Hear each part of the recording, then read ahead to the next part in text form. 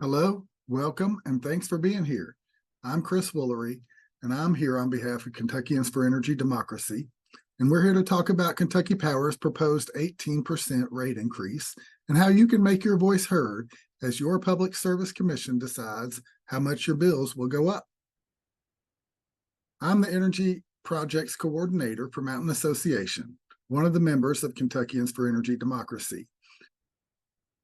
Kentuckians for Energy Democracy is a coalition of place-based advocacy organizations that has been building and learning together for more than a decade. We've worked to lower your energy bills, to promote access to energy efficiency, and to defend your right to rooftop solar across the state of Kentucky. As Kentuckians for Energy Democracy, we're building a bigger, more diverse coalition to help ensure that every Kentuckian can be heard as we decide how to create the brighter energy future that we need and deserve.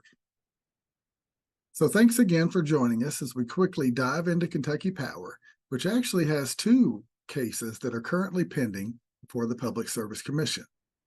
We'll start with the Integrated Resource Plan that was filed this March.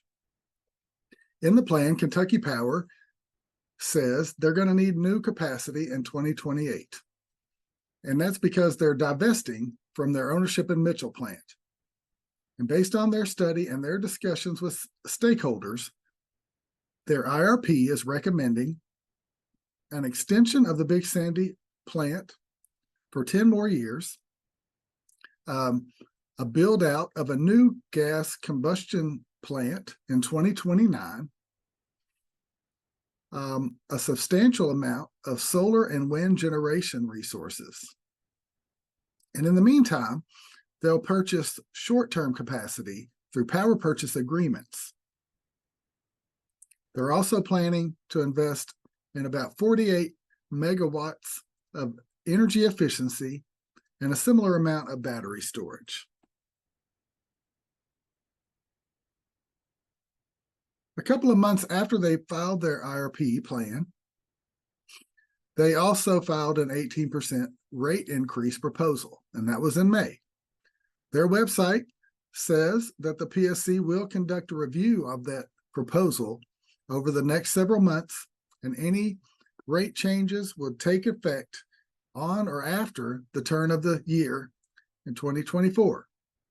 Their website says they're sensitive to the hardships that a rate increase can create, and that's why they're proposing other benefits like a seasonal tariff for high usage folks in the winter, a little more tree clearing to increase reliability, increase funding for the company's energy assistance programs, and an extension of the due date to give folks more flexibility. So how do Kentucky Power's rates compare to their other utilities across the state? Turns out they actually have the highest residential energy bill in Kentucky, and one of the highest rates at about 14 cents per kilowatt hour. Here you can see some other utilities in context, just ones that are close to them in the chart by alphabetical order.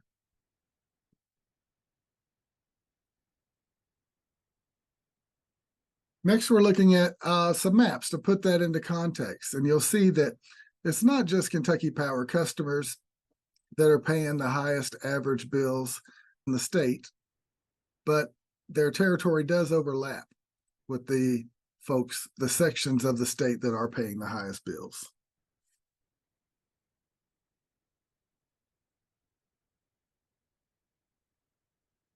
This graph shows that the residential rates have more than doubled since 2000 and have increased almost 38% since 2010.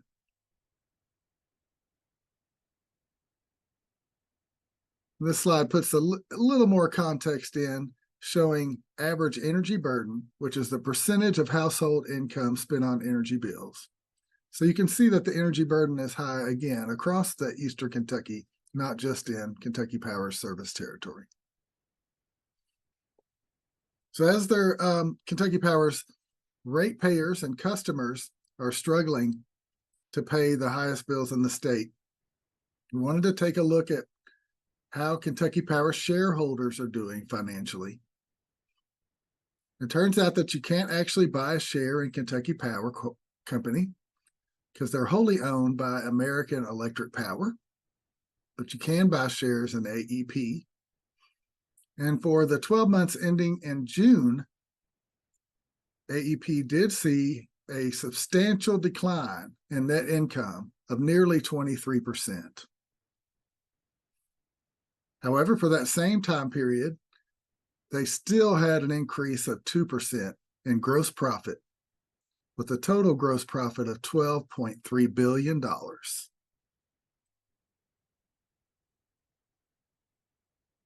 We got a few more quotes from Kentucky Power here for a little bit more context, showing that they've lost more than 11,000 customers and experienced a 26% reduction in sales.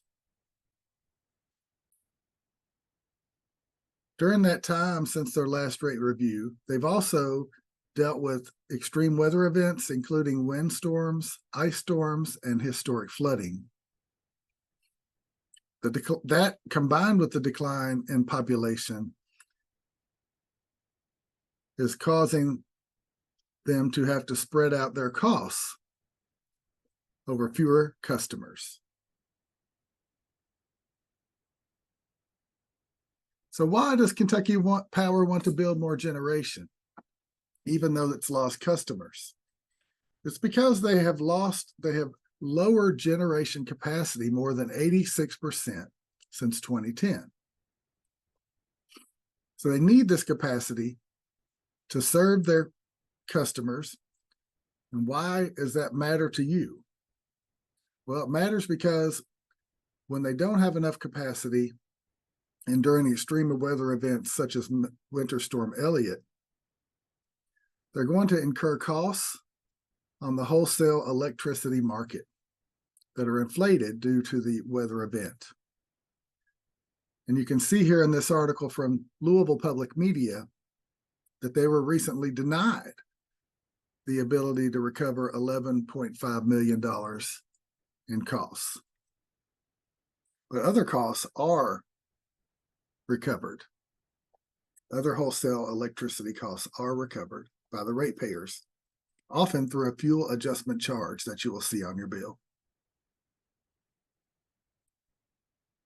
So now we want to just discuss a few alternatives to building a gas peaker plant. Kentucky Power could reduce bills and create local jobs by investing in energy efficiency, solar, and resiliency instead. Resiliency investments in rooftop solar and battery storage, especially at critical facilities, could make the region more resilient and actually lower costs for all ratepayers. One example is that Green Mountain Power in Vermont invested in battery storage for its most vulnerable customers and is now saving more than $3 million per year, and in fact saved more than $1.5 million in savings during 1 week-long heat wave. Another example of alternatives to a gas peaker plant could be virtual power plants, in which Kentucky Power could help their customers access and install electric vehicle chargers, heat pump water heaters, rooftop solar and batteries, programmable thermostats, or other smart appliances. And the Brattle Group recently found that aggregated resources like virtual power plants can actually meet capacity needs for roughly 40 to 60% of the costs of the alternatives, including gas peaker plants, and provides added benefits like savings, comfort, and resiliency. You might be wondering, how can I access some of these benefits and investments in our house, or in my business, or at my church or place of worship? And that's where inclusive utility investments can come in. If the utility were to help us invest in our places of businesses, our homes and community centers via the pay-as-you-save model, folks would be able to access insulation and air sealing, HVAC improvements, rooftop solar and batteries, bringing home the benefits of lower energy bills, increased comfort, better indoor air quality, and more durable homes. These investments have proven across the country to have cost recovery rates of nearly 100%, making the investments very safe. And in fact, inclusive utility investments at scale can even lower the wholesale energy costs that we mentioned before. And in Arkansas, led to a 4.5% rate decrease for all residential customers. So those are a little bit about the facts of the cases, what the alternatives to gas peaker plant investment might be. And now we just want to talk a little bit about the folks who are going to make these decisions on our behalf, the Public Service Commission. The Public Service Commission is a 3-person appointed commission with about 60 folks on staff. They're appointed by the governor and they serve 4-year terms.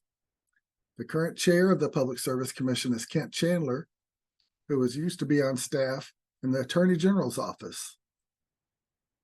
The Public Service Commission is charged to make sure that rates are fair, just, and reasonable. So they're making these important decisions every day related to your bills and the future of energy in Kentucky. And they're the only ones that can hold our utilities accountable.